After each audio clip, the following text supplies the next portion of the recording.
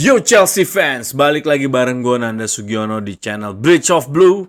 Kali ini gue akan ngomongin soal Club World Cup. 4 hari lagi kita akan kick off di ajang dengan format baru ya. Untuk seluruh tim yang berhasil masuk ke dalam Club World Cup ini. Kira-kira bagaimana peluang Chelsea untuk berlaga di Club World Cup ini? Apakah kita bisa melaju ke babak knockout atau bahkan kita bisa sampai ke semifinal, final atau bahkan menjuarai ajang ini? Jangan kemana-mana, gue bahas tuntas di video kali ini. Buat kalian yang baru join, jangan lupa buat subscribe, likes, dan komen video ini. Gue juga baru aja merilis membership ya. Kalian bisa cek di channel gue buat mendukung gue supaya membuat konten yang lebih menarik lagi.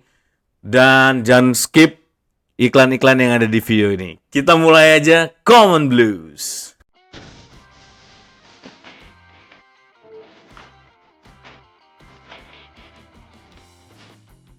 Yes, Club World Cup sebentar lagi akan dimulai ya. Registrasinya akan ditutup sebentar lagi karena akan difinalize siapa saja dari tim-tim yang ikut ini yang akan didaftarkan ke Club World Cup. Salah satu adalah Chelsea yang masih aktif mencari para pemain ya, termasuk Mike Maignan yang hari ini per take video ini masih dilakukan negosiasi dan belum terjadi deal ya antara AC Milan dan Chelsea. Akan dimulai tanggal 15 Juni ini, berlangsung selama 1 bulan ya, mempertemukan 32 tim dari 6 benua yang akan berlaga memperebutkan klub terbaik di dunia ya. Jadi sepanjang 4 tahun terakhir FIFA sudah meranking dan melakukan penilaian terhadap tim-tim di seluruh dunia ya. Jadi melalui format baru ini seluruh konfederasi FIFA di seluruh dunia bisa mengirimkan wakilnya ya. Untuk format di 2025 ini ada 12 tim yang berasal dari Eropa, 6 tim dari South America, 4 tim dari Asia, 4 tim dari Afrika, 4 tim dari Central America atau Caribbean, 1 tim dari Oceania, dan 1 tim dari negara penyelenggara ya di Amerika. Nah, format ini menurut gue cukup seru ya, tapi walaupun memakan waktu dan rentan cedera untuk para pemain, cuma melihat perkembangan kompetisinya sendiri, kayaknya tim-tim ini udah mulai menganggap serius Club World Cup ya, yang sebelumnya ini menjadi salah satu trofi pelengkap seperti layaknya Super Cup atau Community Shield kalau di Inggris ya. Nah, tapi semenjak format baru ini kelihatannya tim-tim terutama dari Inggris ini benar-benar menganggap serius kompetisi kali ini ya.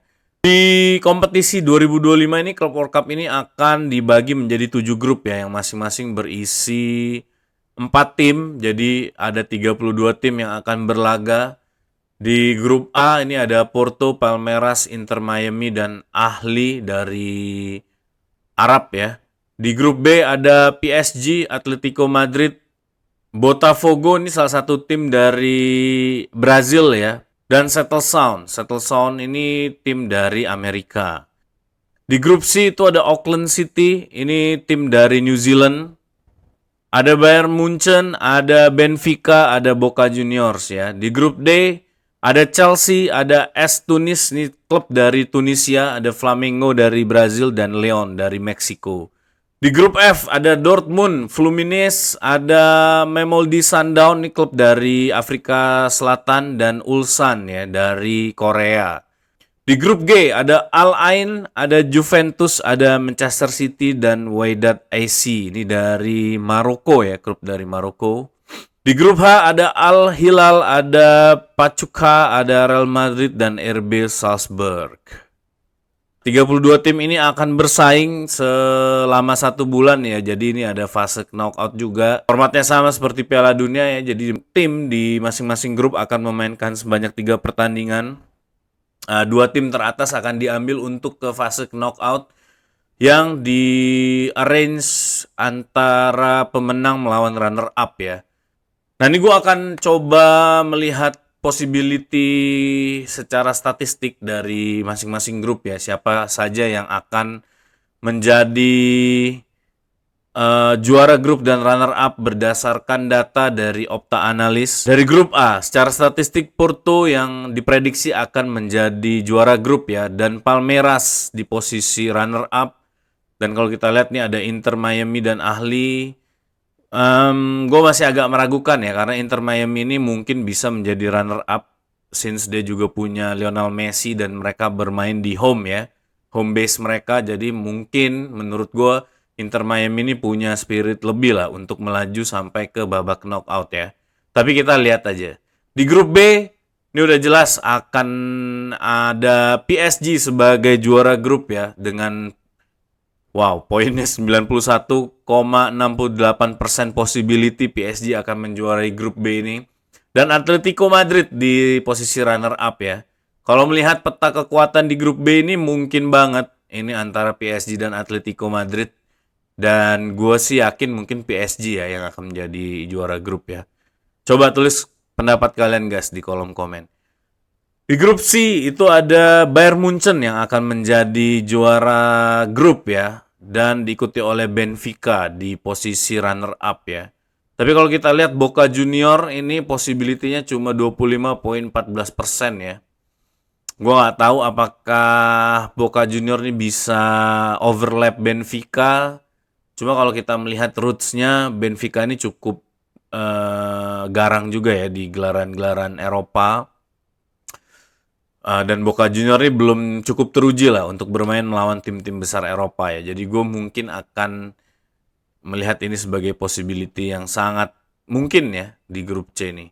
Di grup D, kalau kita lihat dari prediksi Opta itu Chelsea yang akan menjadi juara grup, diikuti oleh Flamengo ya dengan possibility 51,61% ya. Flamengo ini akan menjadi runner up di grup D. Ada juga LAFC. LAFC ini adalah timnya Olivier Giroud ya, yang saat ini bermain juga di Amerika ya, di MLS. Dan gue nggak tahu apakah ini akan possible, tapi kayaknya berat ya, karena LAFC ini sendiri belum punya banyak peluru dan pengalaman ya di kompetisi-kompetisi besar. Sedangkan Flamengo ini dilatih oleh Filipe Luis guys. Ini adalah mantan left back ya kalau nggak salah dari Chelsea. Di grup E berdasarkan Opta akan dijuarai oleh Inter Milan ya 94,37% dan River Plate 49,56%. Tapi kayaknya River Plate ini mungkin akan menjadi runner up ya, karena pemainnya juga mantep-mantep juga. Dan walaupun ada wonderkidnya yang sudah resmi berpindah ke Real Madrid ya, Mas Tuan Tono.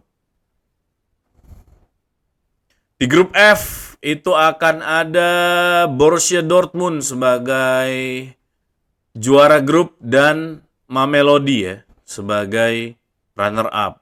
Ada Fluminense, ada Ulsan. Nah, kalau ini dilihat untuk perebutan runner up grup F ini lumayan cukup seru ya sebenarnya ya. Jadi ada beberapa tim yang mungkin kekuatannya mirip-mirip, karena persentasenya juga tidak jauh-jauh beda lah ya untuk menjadi runner up.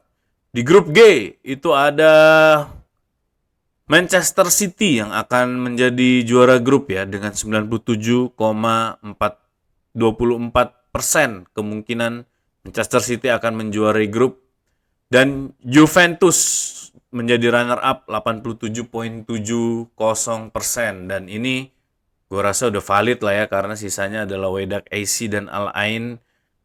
Dan antara Juve atau Manchester City, kalau gue melihat Manchester City pembelanjaannya di transfer market di Windows kali ini sih menurut gue luar biasa ya. Diem-diem dapat pemain-pemain yang hebat. Dan yang lebih hebatnya lagi, Manchester City mendapatkan para pemain ini dengan harga yang gak begitu fantastis guys. Gak gembar-gembor, mereka stay calm aja, dan mereka tiba-tiba udah angkut pemain-pemain tersebut ke Manchester City ya, luar biasa. Grup H ini tentu aja akan dimenangkan oleh Real Madrid ya, dan Al Hilal. Al Hilal mungkin punya possibility karena pemain-pemainnya juga luar biasa hebat ya, sebagai runner up ya. Dan RB Salzburg mungkin masih sulit ya untuk bersaing dengan tim-tim dari Eropa, dan Al Hilal terutama sebenarnya kelihatannya dia adalah tim yang apa ya, Real Madridnya Arab Saudi ya. Jadi banyak bintang-bintang lah yang ada di Al Hilal itu ya, bintang-bintang Eropa. Oke, seandainya Chelsea menjadi juara grup, maka berdasarkan knockout stages yang sudah ditentukan oleh FIFA, Chelsea berada di grup D. Maka kalau seandainya Chelsea menjadi juara grup, akan melawan runner up dari grup C. Kalau kita lihat tadi, grup C ini ada Benfica ya yang akan menjadi runner up berdasarkan data dari Opta. Nah, pertemuan antara Benfica dan Chelsea ini tentu udah pernah beberapa kali terjadi, dan Chelsea selalu menang melawan Benfica ya. Kita berhasil mengalahkan Benfica di quarter final Champions League di musim 2011-12 ya. 2-1 dan 0-1 saat itu, dan semenjak itu kita belum pernah bertemu Benfica lagi, dan ini tentu akan menjadi pertandingan yang sangat menarik ya. Dan di musim lalu Benfica ini berhasil finish di peringkat 2 ya Liga Portugal dengan poin 80 ya, dan 25 kemenangan rekor dari Benfica ini. Not bad lah ya, lumayan hebat juga Benfica ini. Dan tentu pemain yang patut kita waspadai dari Benfica ini adalah Andre Belotti ya, salah satu penyerang Italia yang sempat gacor juga waktu itu bermain di gelaran Eropa ya, Piala Eropa 2020 ya. Di sini juga ada Renato Sanchez juga, ada Bruma nih salah satu ex pemain muda Chelsea juga ya. Ada Nicolas Otamendi juga, Antonio Silva yang kemarin sempat getol diisukan akan pergi meninggalkan Benfica ya, tapi ternyata tetap ada di sini. Dan beberapa pemain elit juga sebenarnya yang ada di Benfica ini ya, dan kayaknya sih Benfica ini menjadi ancaman yang lumayan serius ya. Tapi gue yakin Chelsea akan advance ke stage berikutnya ya, seandainya kita berhasil maju lagi ke babak 8 besar. Itu kita akan melawan antara pemenang 1B yaitu Paris Saint-Germain atau 2A yaitu Palmeiras. Tentu ini akan menjadi momennya Paris Saint-Germain ya. Maka di babak 8 besar kita akan bertemu dengan PSG. Nah, di sini gue nggak tahu, sebagai fans Chelsea tentu gue akan sangat positif Chelsea bisa melaju ke partai berikutnya. Tapi secara matematis dan secara pengalaman, menurut gue mungkin PSG yang akan melaju ke semifinal ya. Tapi kita nggak tahu yang namanya sepak bola ya, dan beberapa squad tambahan juga kita sudah mulai masuk. Apalagi jika McMahon benar-benar bergabung dengan Chelsea, gue akan sedikit optimis bahwa Chelsea bisa mengalahkan PSG.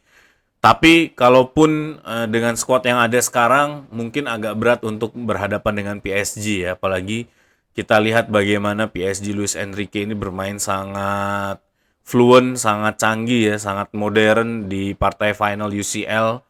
Dia bisa melululantahkan defense solidnya Inter Milan ya, dan bagaimana permainan build up Inter Milan yang dialog dari daerah kiper guys, dan itu menurut gue gila banget ya bagaimana Dembele beraksi di UCL final pada saat itu. Nah, coba kita nggak tahu apakah di partai 8 besar ini Chelsea bisa survive dari PSG ya.